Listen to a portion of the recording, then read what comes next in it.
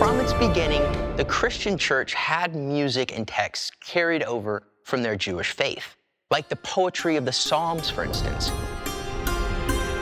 In the early days of Christianity in the 1st century AD, we had no visual art that was unique to our faith, not even the cross.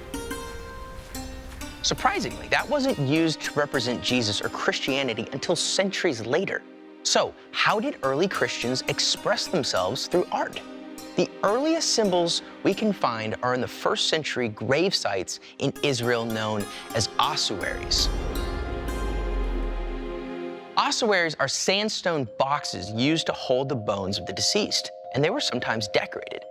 But what makes these ossuaries so interesting is that although it's Jewish burial tradition, Christian symbols were carved on them. Not a cross, but a fish. Could these ossuaries have belonged to Jewish people who had converted to Christianity and wanted to incorporate their Christian beliefs into their Jewish heritage of burial?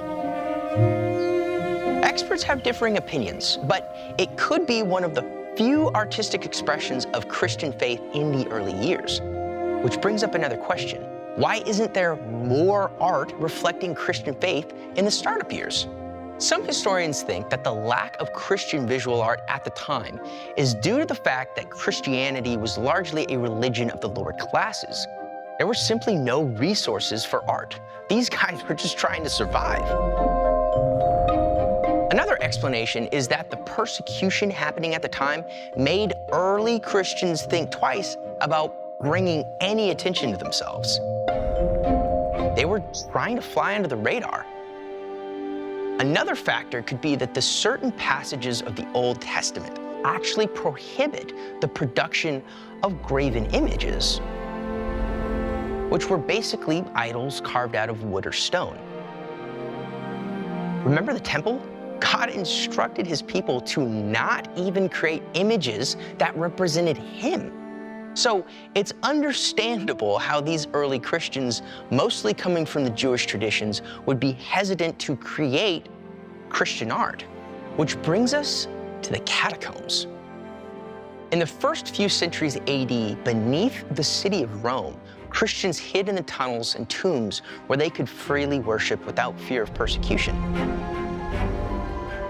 In those ancient tunnels, we find some fascinating symbols that correspond with the rise of the Christian faith.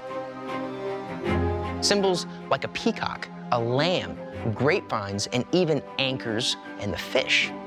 Finally, the cross showed up as a Christian symbol in the 2nd century, though it was used sparingly in disguise. I mean, have you seen the Chi-Rho symbol? It combines the Greek letters to represent the name of Christ. Religious art began to evolve into Bible stories as Christianity slowly became more accepted.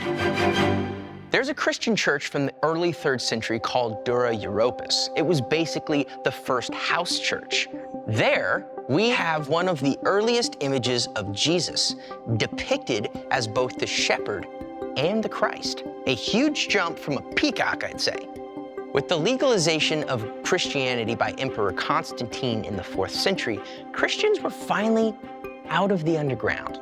This is when the cross began to gain popularity as a symbol for Christ and Christianity. With no need to hide, Christians were growing in status and confidence, resulting in building grander structures. And since it was Constantine's responsibility as the reigning ruler to create places of worship for his people, he got right to work building the Church of St. Peter in Rome and the Church of the Holy Sepulchre in Jerusalem.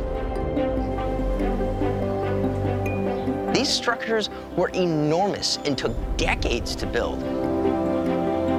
Large churches translated into a larger demand for art to fill those spaces. All the arts boomed. Architecture boomed, mosaic work, sculpture, frescoes, paintings.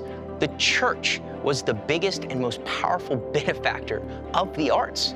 And much of the work commissioned during this period is still widely known and celebrated today.